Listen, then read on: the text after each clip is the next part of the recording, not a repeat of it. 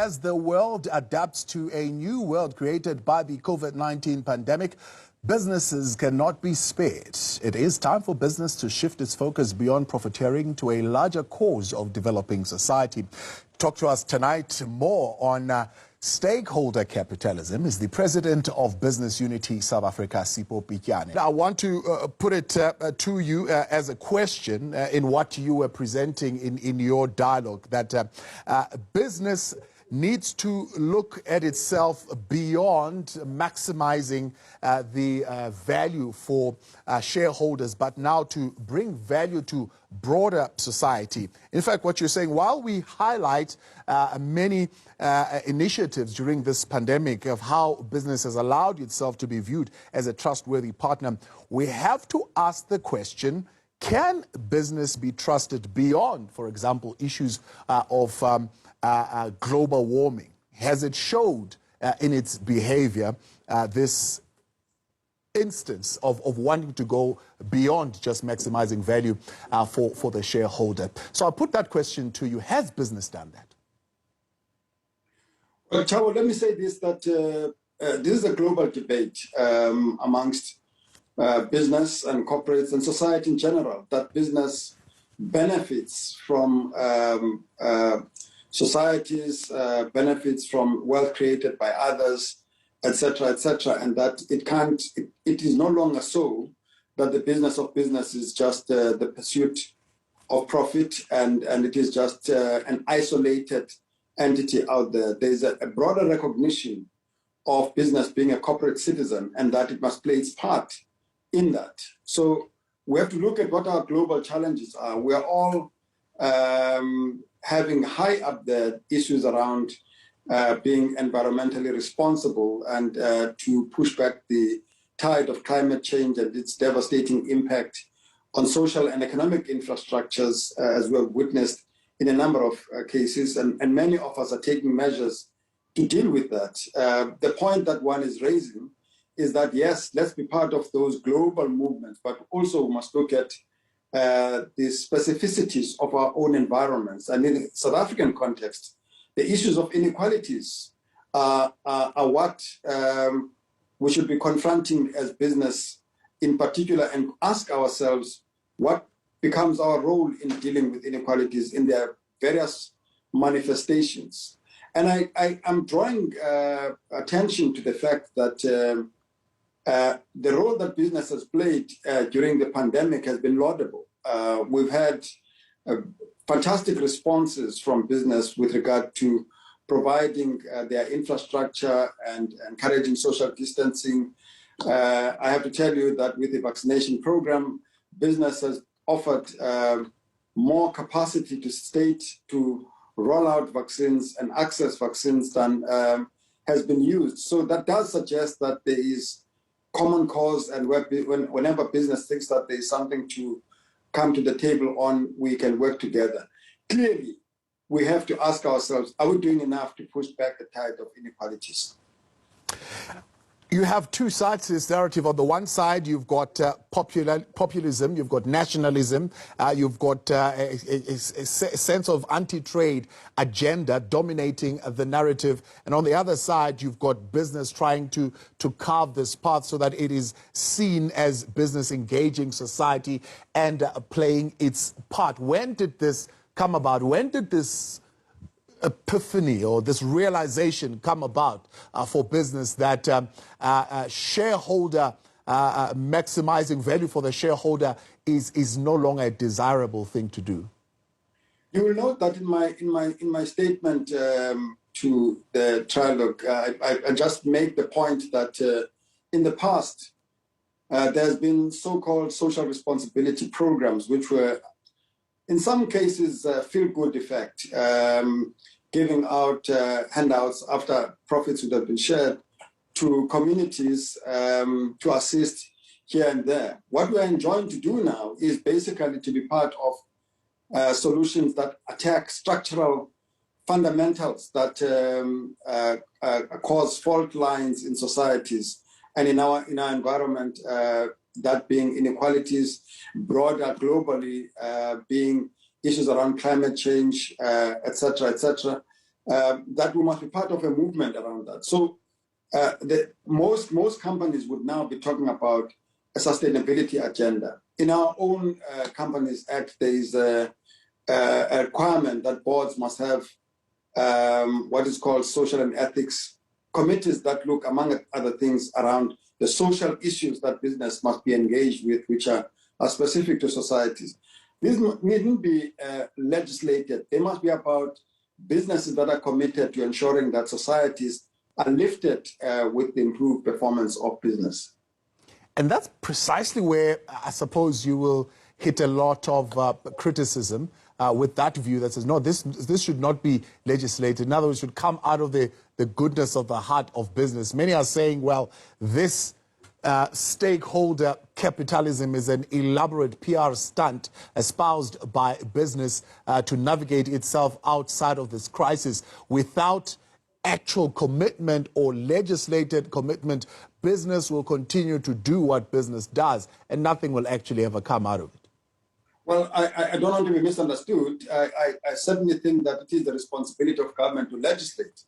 But I am saying that it is a responsibility of a corporate responsible business to take a view that we're not going to be driven by compliance to legislation. We're not going to be driven by ticking the boxes, but we're going to demonstrate our commitment to being part of a solution to the issues that afflict our societies.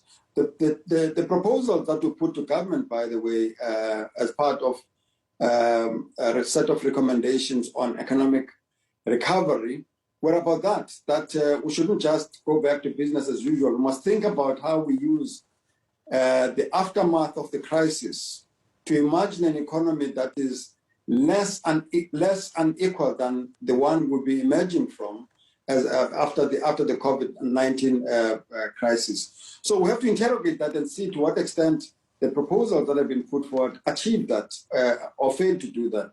So we need to examine opportunities at all times to build an inclusive economy, affirm small enterprises, affirm the marginalized Black communities and women and others in the economy, and begin to mainstream them as we recover, as the economy recovers. Now, if you look at the latest statistics, they paint a picture of an economy well on its way to recovery. For example, if you look at mining stocks, they've done incredibly well still, even in this time of the pandemic. And many are saying, well, why should we listen to business? Why should society listen to business right now? Why is voice of business right now, especially also the voice of those they see as the liberal elite, important in this time? Well, the fact of the matter is that you can't ignore business. It is a factor in society, whether this is what we wish for or not. The reality of the matter is that no economy can be driven without business being active. There are people who are prepared to risk their capital to invest in those economies. We should encourage that to happen. But we must encourage responsible business. We must encourage and promote business that is part of the solution, and indeed must legislate where necessary to ensure that business plays its part and its responsibility. Those of us that are in organized business formations have got to make sure that we honor our commitment to ensuring that we are part of the solutions to society. Trust is earned, Thabo, and people must look at what it is that we do. For as long as we have businesses that are involved in corrupt activities, there will be every reason for people to not trust business. But those voices in business that speak out and act against corruption must be encouraged to do so. For as long as there are those that take huge sums of money in the face of high levels of poverty in society, questions will be raised about whether business is selfish and indifferent to inequalities. But those that raise questions about what do we do to address the inequalities must find a place at the table to design solutions that achieve that. Yeah. There isn't a homogeneous animal called business, by the way. There will be somebody else who will come just after me and tell you something completely different about what the vision of business should look like. Yeah. Certainly from our perspective as Business Unity South Africa, we embrace the agenda. for inclusive growth, that is about an equitable society, that is the aspiration of our new order since 1994. Yeah. Yet again, though, Dr. Pityana, even during this time of a pandemic, the economic fortune seems to accrue on the side of business, more than the side of, let's say, 2 million people in this country who lost their jobs. Well, that is true. That's a function of the structural deficiencies in the economy that we've been arguing should be addressed. And we've tabled any number of proposals. We're pleased that President Ramaphosa has taken measures in the recent period to suggest a commitment to accelerate that. To end inequalities and to improve prospects of employment, you have to deal with the energy crisis that makes it difficult to grow the economy. You have to create an environment that crowds in investments.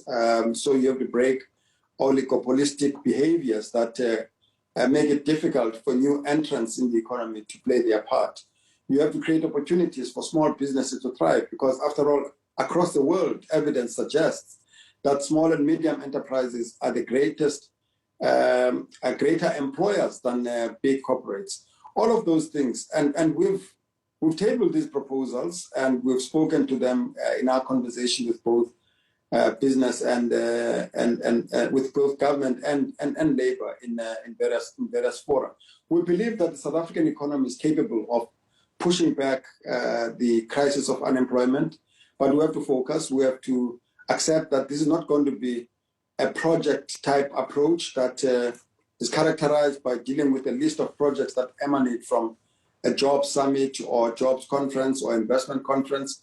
It has to be systematic restructuring of the economy to deal with the fundamental deficiencies that make it difficult for this economy to grow to its full potential and create jobs and eliminate inequalities. Right, transparency and disclosure, and how possibly stakeholder capitalism would provide us with a better way to organize the economy. Those are some of the questions we'll put to the President of Business Unity South Africa.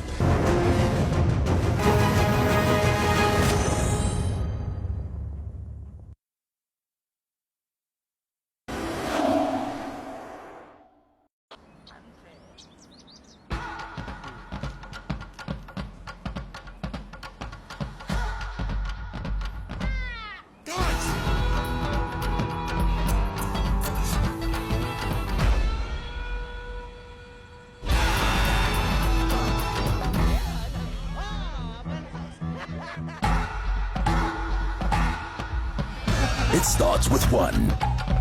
Bar one. When someone asks how we do it, we show the ever-changing conditions. We reveal the potential within every drop. How we curate every note, every grape, into one perfect taste. That's how we repeat the unrepeatable. Hennessy VSOP privilege.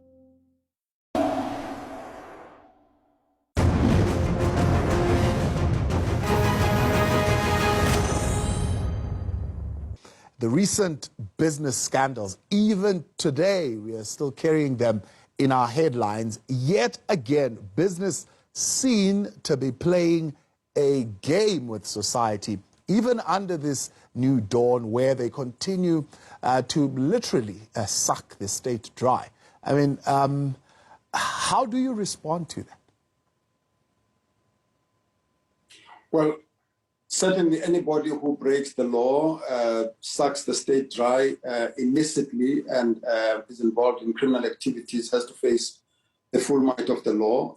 We are on record as various business association after long protracted engagements to take a very strong view on ethical conduct of businesses, and we have censured some of the members. You'll have seen that KPMG, McKinsey, even some of the state-owned entities that belong to some of our business organizations were either kicked out of those and were out in public in our condemnation of rogue behavior. I'm sure there can be a lot more that can be done by individual companies and all of that to deal with all of those things. The fact of the matter is that, like everywhere else in business, there would be bad apples, and we must deal with those. But we must set the tone that our expectation is that for business to be a worthy partner in any relationships in society, it has to be a partner that is honest, that is accountable, that is ethical in its conduct, and that it disavows corrupt conduct. But there are other issues, I mean, that I would like to speak to that relate to this. One of them is that the nature of the relationship between business and state-owned entities, for instance, is one of a supplier to most of those. And some of the proposals that Vulindlela is pursuing is forging partnership opportunities that would see business take risk with the state around some of the projects, so that business is not just a supplier, but also is capable of being vulnerable to being a loser on the other side of the table. So we will be encouraging that to say that this is what we've witnessed in businesses elsewhere in the world, that to the extent that business is not doesn't take risk, the state would be the only loser in a lot of what we've seen happening in the recent period. Yeah.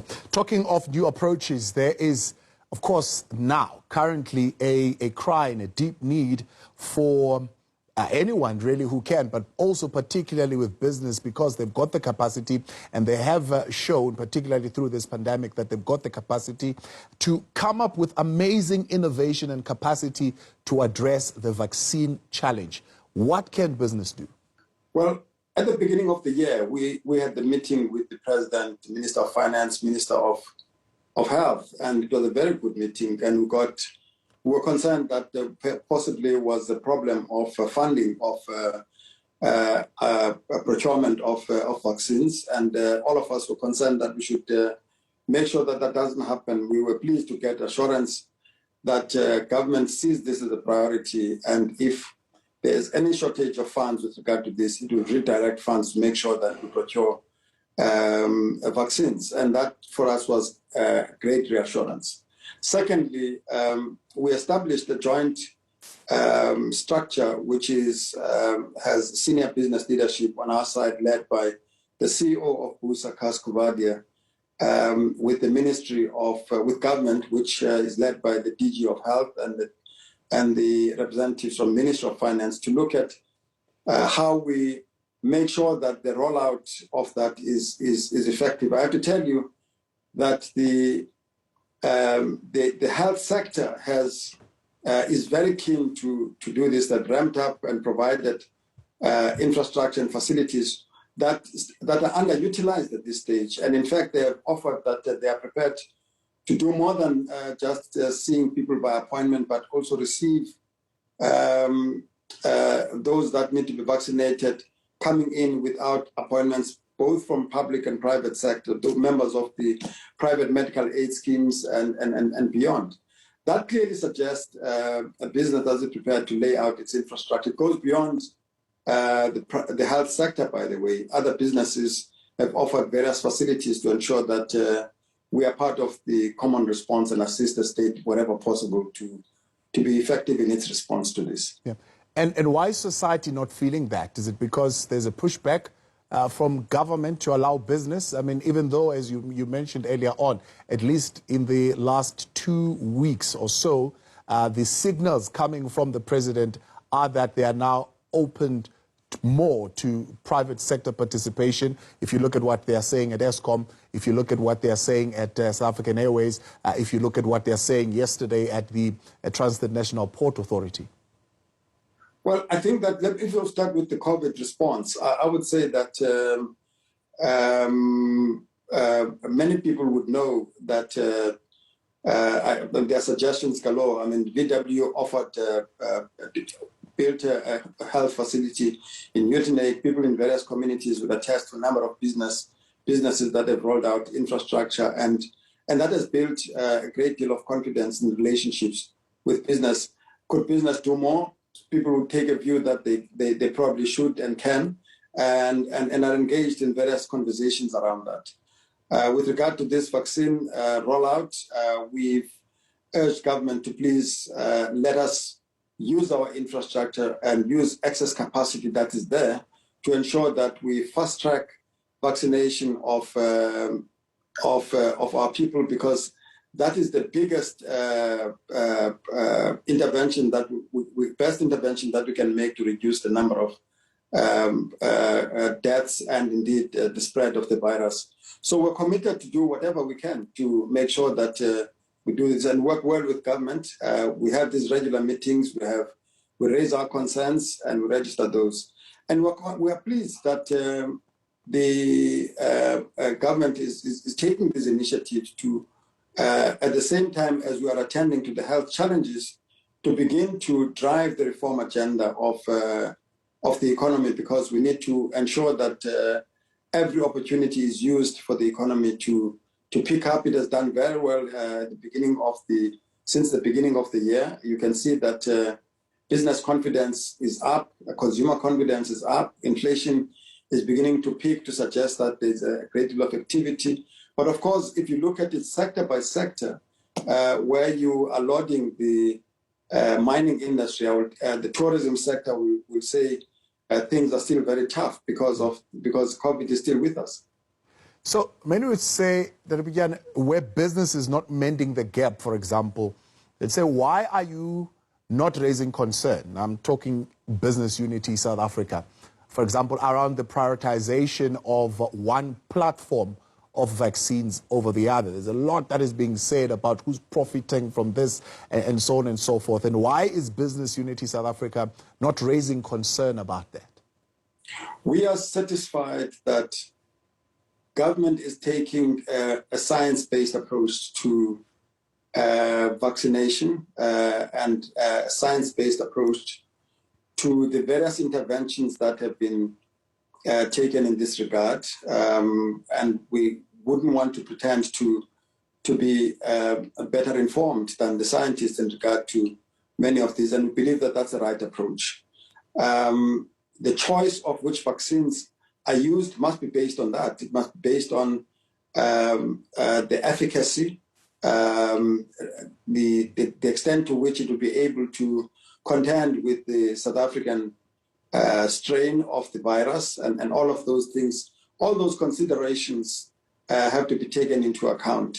We are pleased that we were consulted in many of these engagements, and we believe that our responsibility is to work closely with government to raise our concerns and do more than that, prefer proposals of what can be done to solve things. We believe that we could do better with the rollout and procurement of these vaccines, but we're encouraged that government is working with us and using the capacity that we have made available. Of course, there's concern that we can't afford to have this capacity out there and is underutilized, and therefore, if it's not used effectively, you would see a discouragement on the part of business. So I hope we don't get to that point. The sense I get from the discussions that are happening between business and government at the level of the bilaterals that I referred to earlier is that there's a meeting of minds. There are these non-disclosures which have got many, for example, who are supposed to exercise oversight on the procurement of those vaccines, worried to say, for example, how much is being spent? What are the kind of deals and agreements that are going on? Now, you are someone, of course, who's raised your activism at some point in the country through Save South Africa. And these are some of the questions that you are raising about the previous administration. And the question is, why would you be quiet now? Well, the procurement of vaccines is the responsibility of governments across the world. It's not a private sector issue. Government is out there public about how much vaccines have been procured from where and why. And those decisions are open to be debated and challenged. I've watched parliamentary debates around this. All of us are anxious that there should be speed, improved speed, and increased quantities of procurement of these vaccines. We've been open as business, and I have in particular been open about incidents of corruptions associated with the entirety of this pandemic. And we have to be vocal about that, all of us, because corruption steals from the poor. Corruption undermines and affects the poor and vulnerable the most. So we have to make sure that governance around these things is beyond reproach, and that it complies. And South Africans are watching this like hawks. You are, we are, Parliament is, the media is, all of us are looking at this very, very closely. The fact of the matter is that, yes, whilst we look at ensuring that there are no there's no corrupt conduct around this, and that there's as much transparency as is possible, we also must make sure that we put our shoulder to the wheel to ensure that these are procured and that these are distributed